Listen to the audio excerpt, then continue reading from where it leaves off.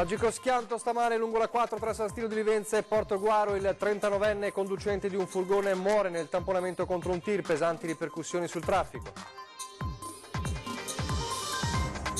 Bimba di 11 anni ricoverata in gravissime condizioni dopo essere caduta con gli sci, il dramma su una pista a Forni di Sopra, in provincia di Udine. Coronavirus, ricoverata nel reparto infettivi dell'ospedale di Verona un'addetta alle pulizie dell'albergo dove avevano soggiornato i coniugi cinesi ricoverati in gravi condizioni allo Spallanzani di Roma. Intanto un'associazione cinese ha proposto di istituire uno spazio per l'eventuale quarantena chiedendo degli spazi al comune di Treviso, lo ha raccontato ieri sera alle 20:10 il sindaco Mario Conte. Delitto di Samira, l'avvocato del marito ha depositato l'istanza al tribunale di riesame per chiedere la scarcerazione di Mohamed, accusato di omicidio e occultamento di cadavere. Unità sotto shock a Longarone per la morte improvvisa di un sacerdote 45enne bellunese trovato morto nel suo appartamento di Roma, disposta l'autopsia sul corpo. Da qualche giorno fiori e pupazzetti colorati decorano aiuole e cartelli a Roncade, l'iniziativa di una misteriosa signora che a qualcuno ha spiegato le ragioni dell'iniziativa. Porto fiori, dice, gentilezza e colore. Telespettatori di Antena 3, buongiorno e bentrovati. La prima edizione dei nostri telegiornali si apre con la cronaca di una tragedia lungo la strada, o meglio l'autostrada A4, purtroppo l'ennesima, tra San Stino di Livenza e Portogruaro. A perdere la vita un 39enne trevigiano. Ci racconta quanto accaduto Filippo Fois. Filippo. Sì, buongiorno. Purtroppo ancora un gravissimo incidente dall'esito mortale nel Veneto orientale. L'incidente si è verificato attorno alle 7:30 di questa mattina e ha provocato la morte di un uomo del quale non sono state ancora rese note le generalità. Si sa solo che di Loria, della provincia di Treviso, originario di Montecchio Maggiore. Lo scontro, anzi il tamponamento, è avvenuto sull'autostrada A4 attorno alle 7:30, poco dopo l'uscita di San Stino di Livenza in direzione Trieste. Ad essere coinvolti un piccolo veicolo commerciale, frigo e un auto articolato. L'uomo che è deceduto era l'autista del mezzo più leggero. I vigili del fuoco, arrivati da Portogruaro e Motta di Livenza, hanno messo in sicurezza i mezzi ed estratto dalla cabina il corpo senza vita dell'autista, come accertato dal personale medico del SUEM. Sul posto anche la Polstrada e il personale ausiliario di autostrada. Pesanti le conseguenze sul traffico. Durante le operazioni di soccorso il traffico è rimasto bloccato, è stato riaperto qualche ora dopo, ma si segnalavano ancora diverse code tra Cessalto e San Stino, sempre in direzione Trieste. Con questo per ora è tutto, vi restituiamo la linea. Grazie a Filippo Fois. Un altro incidente mortale, lo leggiamo da un'agenzia ANSA, avvenuto a Calmasino, stavolta frazione di Bardolino, sulla sponda veronese del lago di Garda, dove un ciclista ottantenne è stato investito da un'auto nei pressi di un incrocio con la strada provinciale 31. L'uomo è purtroppo morto sul colpo. Inutili tentativi di soccorso dei sanitari del 118 arrivati sul luogo dell'incidente con l'elicottero di Verona Emergenza. Sul posto per i rilievi anche la polizia stradale. Un dramma invece sulle piste da sci nella zona di Forni di Sopra, siamo in provincia di Udine, dove una bambina di 11 anni di nazionalità polacca è caduta dagli sci ed è ora ricoverata in gravissime condizioni all'ospedale di Treviso per i traumi riportati. L'incidente appunto si è verificato sulla pista Varmost 3 a Forni di Sopra. La bambina sarebbe caduta per cause in corso di accertamento mentre scendeva lungo la pista insieme con altri sciatori. Avrebbe battuto violentemente il capo. Immediatamente soccorsa, è stata trasportata all'ospedale di Treviso con l'elicottero del SUEM di Pieve di Cadore. Adesso il coronavirus, con il ricovero del reparto infettivi dell'ospedale di Verona di un'addetta alle pulizie dell'albergo dove avevano soggiornato i coniugi cinesi ricoverati in gravi condizioni allo Spallanzani di Roma. L'aveva sistemato la stanza dell'hotel dopo la partenza di marito e moglie.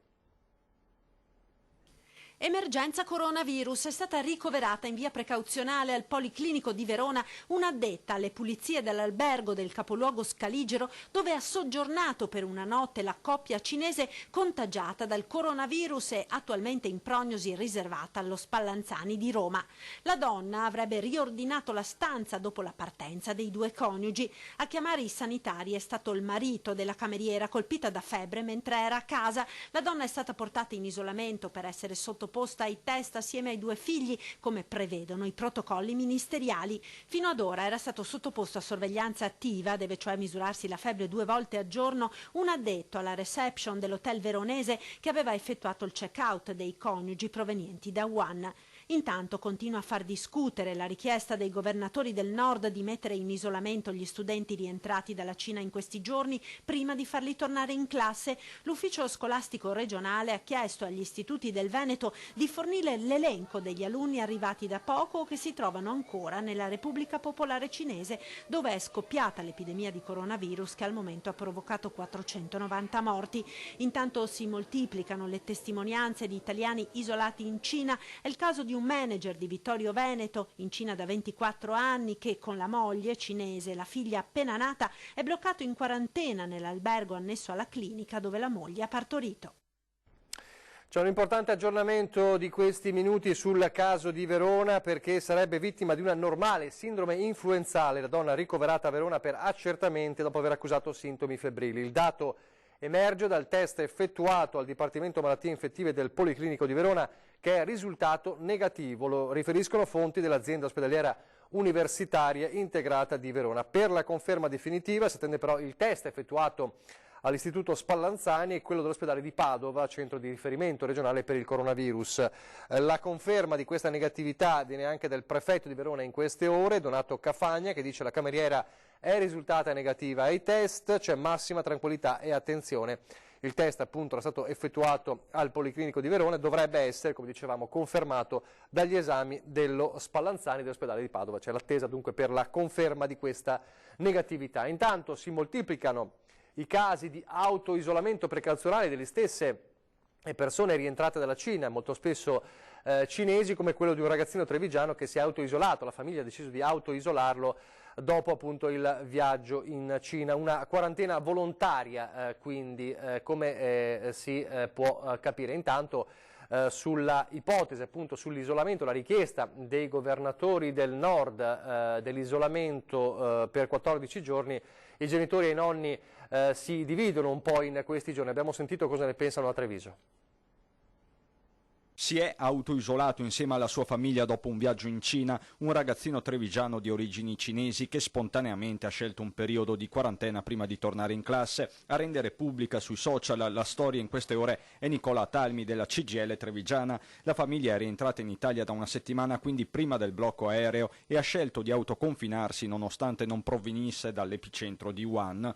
E questo nelle ore in cui sono gli stessi genitori e nonni trevigiani fuori dalle scuole a dividersi sulla proposta dei governatori del nord la quarantena per i bambini che rientrano dalla Cina. Sarebbe meglio, se sono andati in Cina, sì, sarebbe meglio fare la quarantena, tenerli in quarantena questi bimbi. Chi è stato nelle aree diciamo a rischio negli ultimi giorni, ritengo che sia giusto che venga tenuto separato dagli altri bambini. Bisogna mettere i nostri bambini isolati ai bambini che rientrano dalla Cina, quindi per evitare questo virus. Sono favorevole perché ho visto tanta incertezza, perciò essere prudenti mi sembra il minimo. Poi mettere in quarantena non saprei cosa dire. Quello che posso fare io, lavarsi le mani, le solite norme igieniche si fanno. Tra i genitori anche Michele Battaglia, medico di base di Villorba, duplice il suo punto di vista. L'idea che mi sono fatto è l'idea che si è fatta da delle persone comuni, anche se sono un medico. Noi abbiamo avuto delle informazioni dall'ULSS su come agire in caso di pazienti sospetti, ma fino ad ora nel mio ambulatorio, come penso negli studi anche dei miei colleghi, non abbiamo ricevuto nessun paziente sospetto. Forse c'è troppo allarmismo. Per me il coronavirus non è un problema oggi, quindi a mia figlia dico di comportarsi come si comporta normalmente. Non credo che ci debbano essere grossi allarmismi qui in questo periodo, insomma, particolare. Certamente qui nel nostro territorio mi pare che tutto sommato la situazione sia sotto controllo e siamo anche, diciamo così, crediamo nelle istituzioni sanitarie che ci rassicurano. Intanto in queste ore il Presidente del Veneto, Luca Zaia, ha chiesto ufficialmente al Ministero dell'Istruzione l'opportunità del cosiddetto isolamento fiduciario per gli studenti che rientrano a scuola dalla Cina in relazione appunto al coronavirus, e un retroscena su questo tema è stato dato ieri sera dal sindaco di Treviso Mario Conte, ospite di 20 e 10, che nei giorni scorsi ha ricevuto da un'associazione cinese trevigiana una proposta appunto di istituire uno spazio per un'eventuale quarantena. Sentiamolo appunto ieri sera in diretta a 20 e 10. Nei giorni scorsi ho ricevuto un'associazione cinese proprio in comune che anche loro andavano esattamente in questa direzione. Loro chiedevano se c'erano degli spazi da dedicare appunto ai cinesi che arrivavano da quelle zone della Cina, anche perché sono di rientro dal Capodanno cinese, esatto, appunto per fare delle ulteriori verifiche per garantire e innalzare il livello di sicurezza e di precauzione. Quindi, cioè hanno chiesto uno spazio sì, che possa essere gestito da loro, dove possono essere esatto, messi in isolamento i cinesi di rientro, esatto, per i 14 giorni. E fare ulteriori controlli sulle persone che arrivavano da quella zona specifica dalla Cina. Quindi voglio dire, sono gli stessi cinesi che si rendono conto che c'è un ipotetico problema. Quella richiesta da parte della comunità cinese è superata, non credo che lei abbia potuto concedere uno spazio, anche perché lì se tornano dalla Cina devono avvertire, no? E quindi... Sì, ma di fatti però ho apprezzato lo spirito di questa associazione di cinesi che perché si sono messi a disposizione delle autorità con grande responsabilità nei confronti anche dei loro compaesani che erano di rientro dal Capodanno cinese.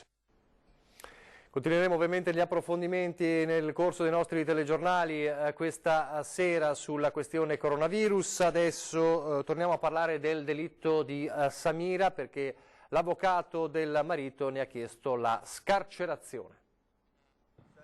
Ha chiesto la scarcerazione per il suo assistito. Lunedì Daniele Pizzi ha depositato l'istanza al Tribunale del riesame per chiedere che Mohamed Barbri esca dal carcere, nonostante sia accusato di omicidio e occultamento di cadavere. Il legale del marito di Samira, la donna marocchina scomparsa da Stanghella lo scorso 21 ottobre, dopo l'ultimo incontro in carcere con il suo assistito, ha analizzato tutti gli elementi e ha deciso per l'istanza di scarcerazione.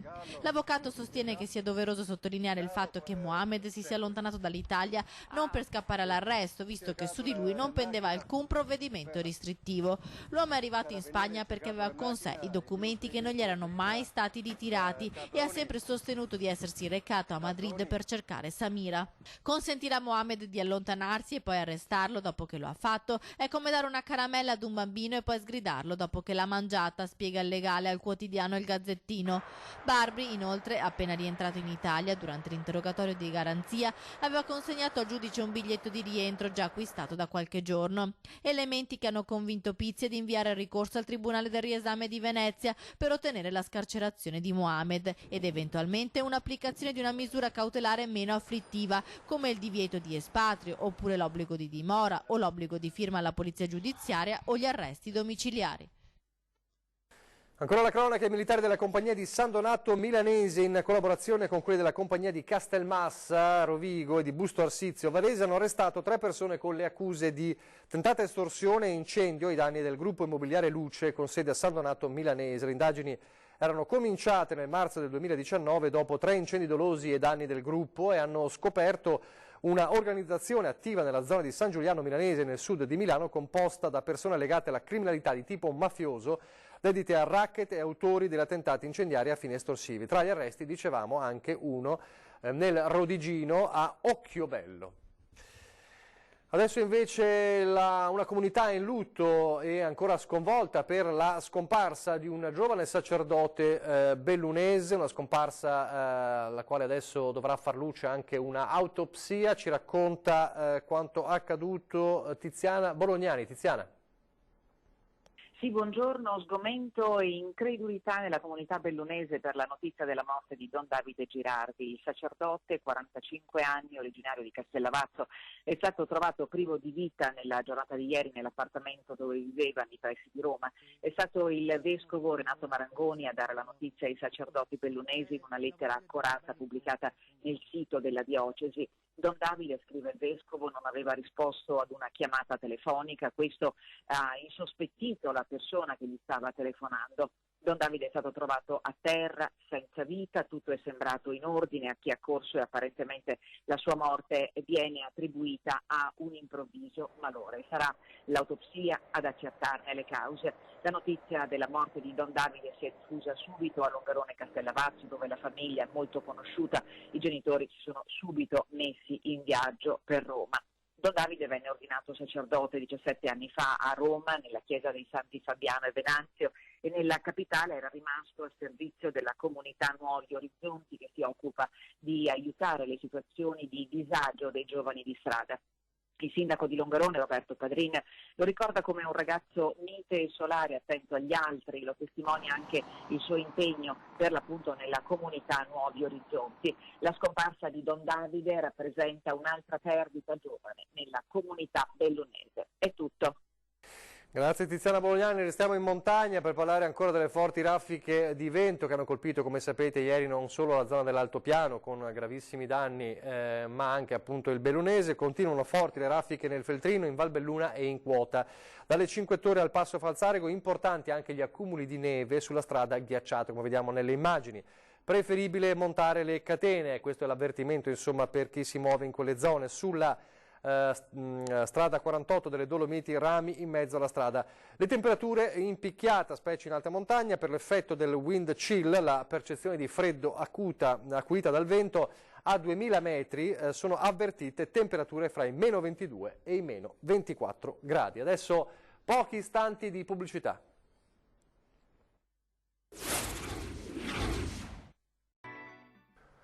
Rieccoci nuovamente in diretta, la prima edizione del nostro telegiornale. Ripartiamo dalla cronaca, un'inchiesta per gestione illecita di rifiuti, siamo nel Vicentino, viene posta sotto sequestro un'azienda. Bolzano Vicentino, bloccata l'attività di un'azienda dedita alla raccolta di rifiuti plastici. I carabinieri del NOA di Treviso hanno apposto i sigilli sia al fabbricato che alle aree circostanti di circa 3.000 metri quadri. In questi spazi veniva conferita una grande quantità di materiale plastico di diversa natura, anche pericolosa. Lo stoccaggio e il trattamento dei rifiuti però sarebbe stato eseguito in aperta violazione alle prescrizioni di legge. Per questo motivo l'azienda non era più stata legittimata a proseguire lo svolgimento delle attività. Sarebbe stata anche cancellata dal registro provinciale delle imprese proprio per le ripetute irregolarità e inadempienze. L'azienda invece, come accertato dai carabinieri, avrebbe continuato imperterrita nella sua attività. La Procura di Vicenza ha autorizzato il sequestro preventivo dell'intero sito, mentre il legale rappresentante della società, un cittadino italiano di nazionalità siriana, è stato denunciato per il reato di gestione illecita di rifiuti. Ancora un sequestro, stavolta però operato dalla Guardia di Finanza. Siamo nel Padovano e parliamo di slot machine. Funzionavano senza sosta in barba alla legge regionale dello scorso ottobre che impone orari in cui le slot machine devono essere fermate. È grazie a una telefonata al 117 che la Guardia di Finanza di Padova è arrivata al sequestro di 5 slot machine in un bar di San Giorgio delle Pertiche. Accertati i fatti, segnalati dall'anonimo cittadino, le Fiamme Gialle hanno verificato che nel locale gli apparecchi, pur correttamente collegati alla rete telematica dei Monopoli di Stato, erano in funzione anche in orari non consentiti dalla legge che mira a proteggere le fasce della popolazione a rischio ludopatia. Da qui il sequestro delle slot machine. Per l'imprenditore disposta una sanzione amministrativa da 500 a 1.500 euro per ogni apparecchio. Lasciamo la cronaca adesso per spostarci a Roncade, quindi torniamo nella Marca trevigiana, una singolare situazione di questi giorni con l'iniziativa di una misteriosa e sfuggente signora che da qualche giorno decora le aiuole e i cartelli del paese con fiori e pupazzetti colorati, e a chi l'ha fermata e che è riuscita a bloccarla ha spiegato: faccio questo contro lo smog e contro il grigiore, insomma porto fiori, gentilezza e colore. È sempre bello il colore in giro, ormai è tutto grigio. Ci sono le primule, i ciclamini e poi le girandole colorate, allegri pupazzi, palloncini. Da qualche giorno piante ed oggetti multicolore sono comparsi su aiole spartitraffico, marciapiedi, cartelli e pali della luce di Roncade e frazioni. La singolare iniziativa di una signora del paese che avrebbe anche spiegato le ragioni dell'iniziativa. Sensibilizzare le persone, non buttare le sigarette per terra, infatti penso anche un portacenere. Una brava ragazza, sì, l'ha fatto lei di tasca sua anche. Un'iniziativa che ha sorpreso anche l'amministrazione comunale, che più spesso si trova a fronteggiare vandali o abbandoni di rifiuti. Rispetto a chi compie piccoli dispettucci, a chi compie atti vandalici, a chi abbandona rifiuti, a chi deturpa, qui abbiamo un comportamento all'insegna della gentilezza, del rispetto, un gesto che viene interpretato positivamente da tutta la comunità. E fiori e colore, specie al tempo della grande emergenza smog, piacciono ai cittadini di Roncade. Certo che li ho visti, che li hanno messi. Non so cosa gli voglio dire più di tanto, perché mi ha detto più piante e meno inquinamento, però non lo so. È molto carina, fa allegria e penso che porti un po' di felicità anche ai bambini che magari le vedono e si chiedono che cosa sono. Molto bella, allegra, a me piace, essere sincera. E così qualcuno spera che i fiori compaiano anche in altri comuni. Ci vorrebbe, sì, un po' di più colore. Restiamo nella Marca, a Treviso, dove dal 7 al 15 marzo a Palazzo dei 300 sarà aperta una mostra singolare dedicata alle carte da gioco e ai tarocchi, un momento imperdibile per gli appassionati e i collezionisti di questi oggetti.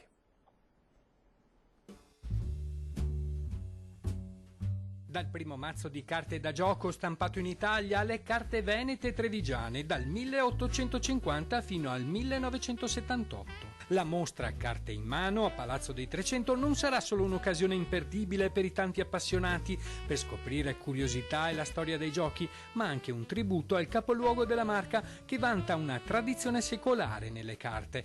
Qui è stata fondata la Dal Negro, una delle pochissime fabbriche di carte italiane ancora in attività, gestita da oltre 2 secoli dagli eredi dei fondatori. Sono tutte carte raccolte da appassionati collezionisti provenienti da tutto il mondo, è stata fatta una selezione dal curatore della mostra e quindi vedremo qualcosa che non si trova in nessun'altra parte, infatti arrivano collezionisti da tutto il mondo proprio per non perdersi questo appuntamento. Ideate da grandi artisti italiani come Renato Guttuso e Lele Luzzati. Il visitatore potrà intuire come in molti casi le carte da gioco d'autore siano state utilizzate per veicolare i più disparati messaggi, dalla propaganda politica alla pubblicità. Ci sono dei tarocchi imperdibili come questo, bellissimi, con disegni molto ricchi. Questo è stato fatto da Gambedotti per pubblicizzare l'industria alimentare della buona cucina. Le carte che verranno esposte sono delle rarità che difficilmente escono dalle collezioni private, vere e proprie piccole opere d'arte con preziose miniature. Quindi dal 7 al 15 marzo vedremo qualcosa di veramente unico a Palazzo dei 300.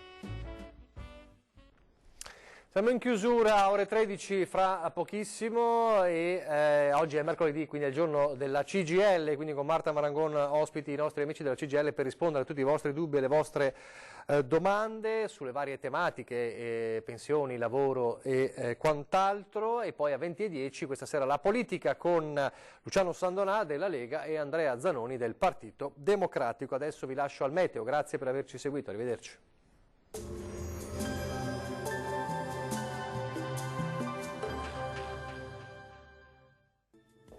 Benvenuti al meteo. Alta pressione, il tempo si mantiene stabile sul nostro territorio. Diamo uno sguardo più approfondito alla situazione di mercoledì 5 febbraio. Sul Veneto sarà una splendida giornata soleggiata, il cielo si presenterà sereno e sgombro da nubi. Non si esclude tuttavia qualche locale foschia in pianura, specie al mattino e in serata. Temperature minime in lieve calo tra -2 e 2 gradi, massime invece fino a 14 gradi circa. Ci spostiamo ora sul Friuli, Venezia Giulia, dove il sole sarà presente su tutti i settori. Vedete, bel tempo dunque senza precipitazioni. Temperature minime tra lo 0 e i 3 gradi, valori massimi tra 10 e 11 gradi. Uno sguardo infine al Trentino Alto Adige, anche qui sarà soleggiato ovunque, salvo per locali nevicate fino al piano sui confini alpini. Temperature minime intorno a -1 grado, massime sugli 8 gradi. Dal meteo per ora è tutto, buon proseguimento in compagnia di Antenna 3. Arrivederci.